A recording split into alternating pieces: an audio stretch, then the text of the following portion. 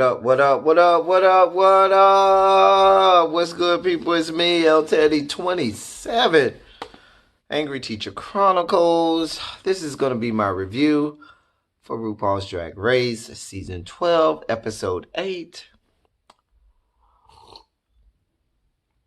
Now, y'all, I've been seeing a lot of alleged controversy over this here episode. I don't see what the controversy was. It was a regular episode. I ain't seen nothing that was out of the ordinary or nothing that made me go, ooh, ooh, ooh. It was, girl, it was what it was, and shit happened.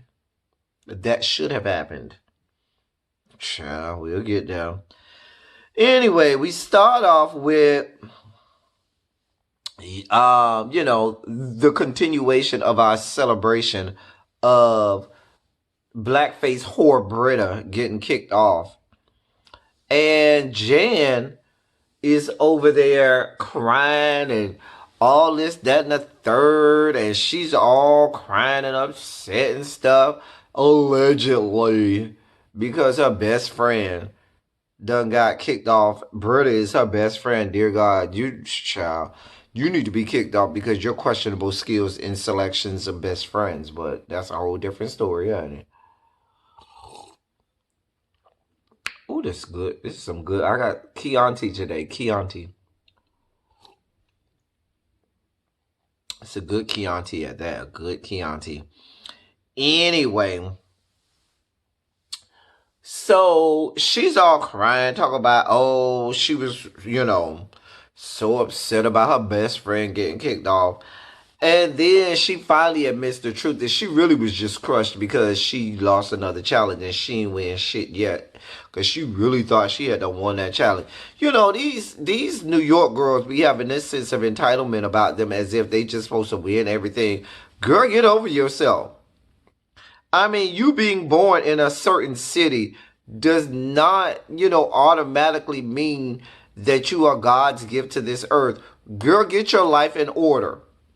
I mean, had you been born within the right race, the black race, then I could see you having this feeling of entitlement about you being, perhaps better than others. Because we are. But this whole geographic location thing, girl, get your life in order. Because the New York girls swear because they from New York, that just guarantees them wins and guarantees that they're going to be better than everybody. Girl, get your life in order. Anyway, then she had the nerve.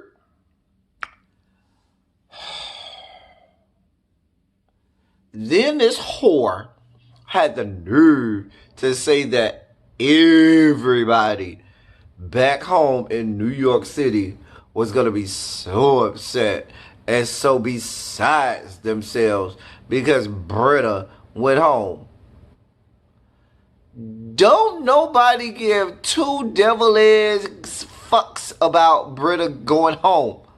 Two deviled eggs fucks about Britta going home. No one cares. No one. I've talked to the people in New York City. They don't know her. They don't care about her. She ain't the queen of nothing. She ain't running nothing. The people are not looking for her. They ain't checking for her. Ciao.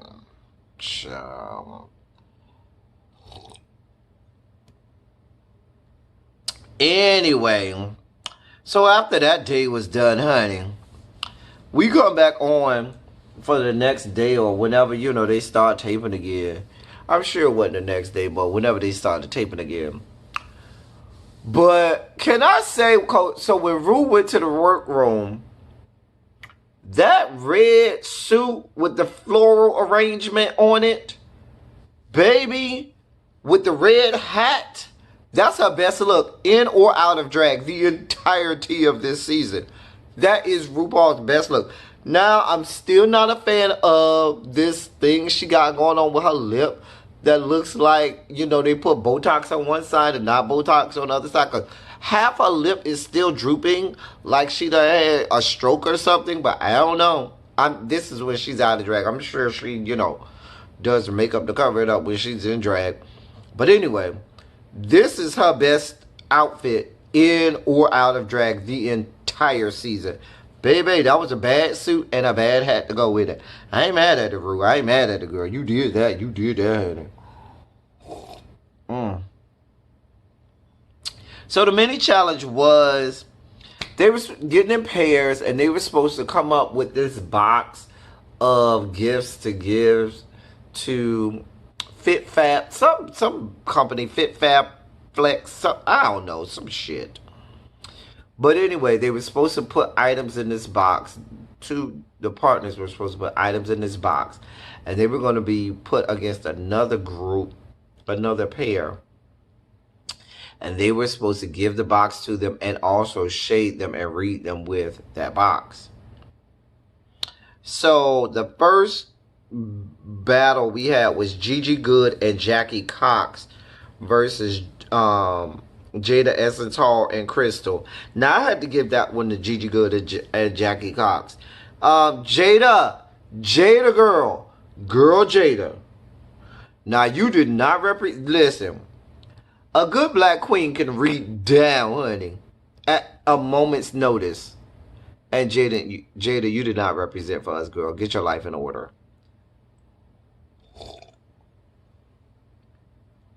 Then we had Heidi and Jan versus Widow and Sherry Pie. Now Widow did her thing, baby, when she read Miss Heidi about that mug, and she pulled out a mug and said this one wasn't cracked. I said, girl, you did that, Widow Heidi. So I gave that one to Widow and Sherry Pie over Heidi and Jan.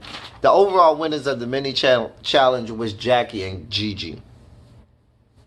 The maxi challenge was they were supposed to create a product that they were going to sell on their own little infomercial or whatever, okay? So that was the maxi challenge. Now y'all know I don't discuss all of the in-betweens, I don't discuss all the in-between because I'm not here for it. Moving on, main stage. Now on the main stage, Rue's outfit this week was real regular. It was just regular. It was the same old Rue. It was real regular. But baby, can I get that fan Shaka Khan hat? Baby, that fan Shaka Khan hat was everything. It had Shaka on it in cursive. Girl, I was here for the Shaka Khan fan. Inquiring minds want to know, is that the same fan that you used at Hate Retha's Fune, where you had them lyrics to that song written on it? And I forgot what song it was. Y'all remind me in the comments what song that was at Hate Retha's Fune that Shaka was singing. Because it was like a regular song that everybody should know the words, but I don't even remember what song it was. But anyway, she know the good words. And baby, you know Shaka had the lyrics to the song printed on the side of the fan facing her. It was pasted or glued to that side while she called herself trying to fan on the stage. A mess. Anyway, I just wanted to know was that the same fan. But the fan was sickening, Shaka. Sickening, bitch. I was here for it. Anyway, honey. This Chianti is quite good. So, the category was Black Wedding. Okay, so let's get down to the looks. Jackie Cox, her outfit was just okay for me. It was just really just okay. Jan came, is that Jan? Yes, Jan. Jan came out, and I actually loved Jan's look. I loved her look. Loved everything about it with the little, I don't know if that was feathers or whatever shooting up through the shoulders or whatever, but I loved Jan's look. What I am sick of is Rupaul, you got one more time to say just simply Jan. We get it. You don't want her to be associated with Jan Sport because you whores are getting copyright infringement claims because Jan Sport is an actual company, and that's where Jan got her name from. So y'all continue to keep calling her simply Jan. Girl, if y'all don't, that shit is old, RuPaul. Let that shit go. We just gonna say, we not gonna say Jan Sport, okay? We just gonna say Jan, girl. You don't gotta keep saying simply Jan, girl. Get your life, RuPaul. Get your damn life.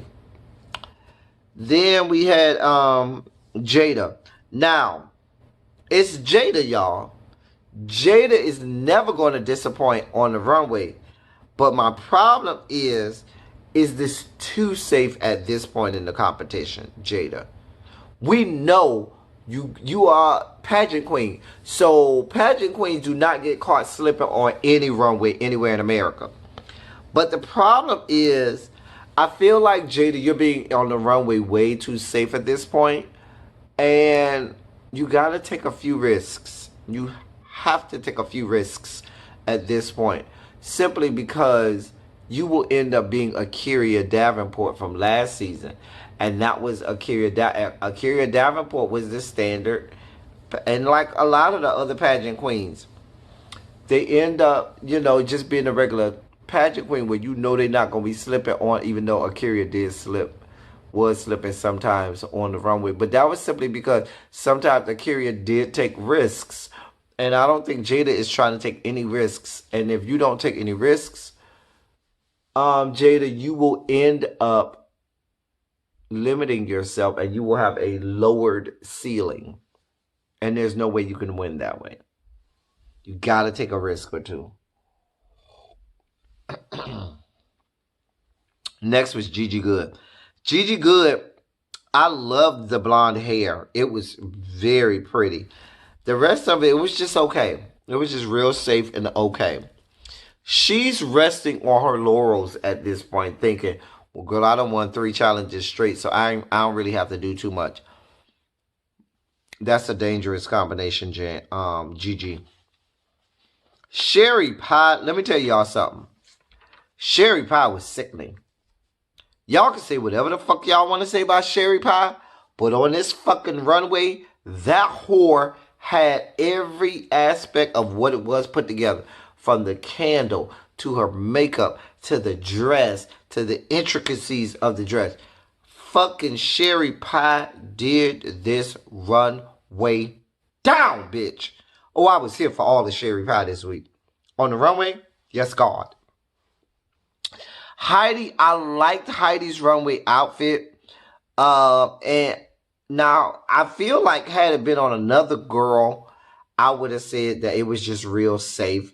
And it was too regular. But for Heidi, and I don't want to lower the bar for Heidi, but I feel for Heidi's, it was a really nice look for Heidi. I don't know that I would have liked it on another girl. Widow, I loved her makeup with the eyes and everything. All of her face was good. The dress was just like, yeah, okay, girl. But her makeup and everything was sickening with the black eyes and black pupils and irises and stuff. It was sickening. But everything else was just like, her face makeup was great. Crystal, I really felt like she is the one who truly encapsulated what the category was supposed to be, which was black wedding. I don't think it was supposed to be just a wedding dress that was black. I think it was supposed to be more morbid. And you know what I'm saying? You were supposed to go for it with this black wedding. And I do think Crystal Method is her and Sherry Pie and Widow with her eyes, with her makeup, were the ones who really went for it. Like, I think they were looking for something dark. You know what I'm saying? To give the type of, the drag queen that goes for that dark goth emo look to really shine here. I really would have loved to have seen what Aiden would have done with this one. But he's gone now, so it doesn't matter. Anyway, so let's talk about the infomercials. Jackie Cox infomercial made me laugh out loud. I was sitting here on the couch and I literally laughed out loud. It really made me laugh out loud. I Love Jackie Cox's. And I'm so glad that I didn't write any of my notes about it until I saw the actual video. Because y'all know when they're in the process of taping it or, doing all of the rehearsals and stuff, what they'll do is they'll try to fool you and make you think that it's not good because of the editing that they do to it. But Jackie's was actually really good. Next was Jan. Jan was not good. I didn't like Jan's at all. I didn't like Jan's at all. Jada's infomercial was the best one. Between her and Jackie Cox, those whores had me dying laughing. I was dying. And Heidi too. Listen, but to me, the best one of all to me was Jada. Jada had the best infomercial to me. That shit was genius. I love Jada's. Gigi, I ain't like that shit. All that whore did in it was brag about, oh, I won this. She was just bragging about being a winner all the time. That shit was horrible. Horrible. That shit Gigi did was horrible. Sherry Pie shit was not good. And the sad part is, I thought that this was going to be the challenge that Sherry Pie shined in. This was made for someone like Sherry Pie, a campy girl who knows how to, sell something real campy and quirky and like an infomercial and shit like this. It didn't work. Sherry Pie didn't work. It did not work. It was horrible. And Heidi was next. Heidi's was funny. Baby, when she did them tears in that little Heidi had me laughing. Heidi was funny. Really funny. Widow was bad. Widow was bad. And then when they gave her critiques, this whore was crying and shit. And y'all know how I feel about a bitch when they start crying.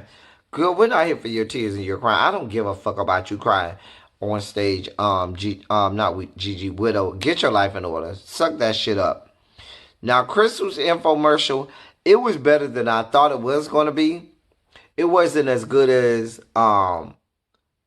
Jackie or Jada or Heidi, but it wasn't as bad as I thought it was going to be. So that's good for her. Rue asked that question, who you think should go home at this point? I hate when she asks that shit. Everybody said Widow. Widow said Jam. Ended up being Heidi and no,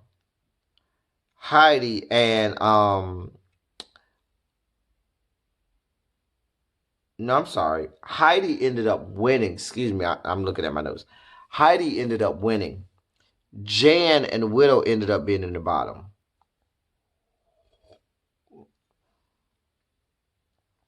Now, people have controversy about Jan being in the bottom too. Her maxi challenge was horrible.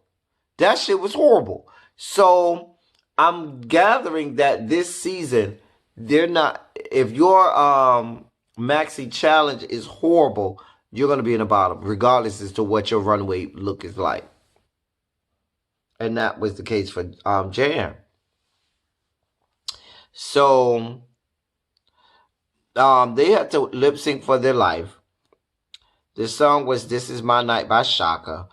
Widow did a true drag lip sync. Now, what Widow did, if you want to know what a lip sync is supposed to be, it's what the fuck Widow did.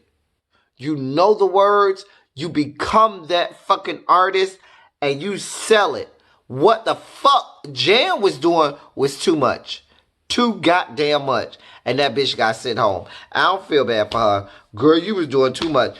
Girl, you can go on back to New York City with your trifling ass best friend and her blackface, and y'all can go cry and commiserate in New York City and try to avoid getting Miss Rona. Okay? Take your ass on home. Goodbye. I ain't gonna miss you. Bye, girl. Bye, girl.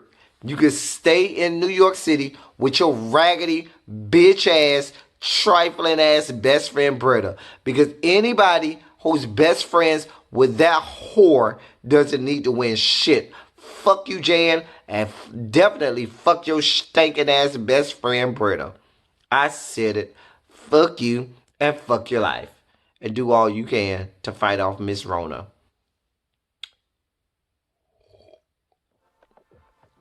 That was this week's episode of Rupaul's Drag Race Season 12, episode 8. I hope you enjoyed. We'll be back next week with another episode. Y'all, I thank y'all somewhere, probably over here. You all can see, my shout out to all of those people who are currently members of the channel. They get their own shout outs, and so this is your time for me to give you a shout out. Shout out to all of the people you see over here. Those are my members. I love y'all. I thank y'all. I appreciate y'all. If you want to become a member somewhere there'll be a link where you can click, or you can go next to where it says subscribe and click join and become a member if you want. I don't ask people to. I say if you want, you do it. If not, we're still here. But shout out to these people who thought it not robbery enough to become a member. I appreciate you. I am so glad that you did it. You are great. You are loved, and I appreciate you for it. But that's all I got for y'all this week. Until next time, thank y'all for coming.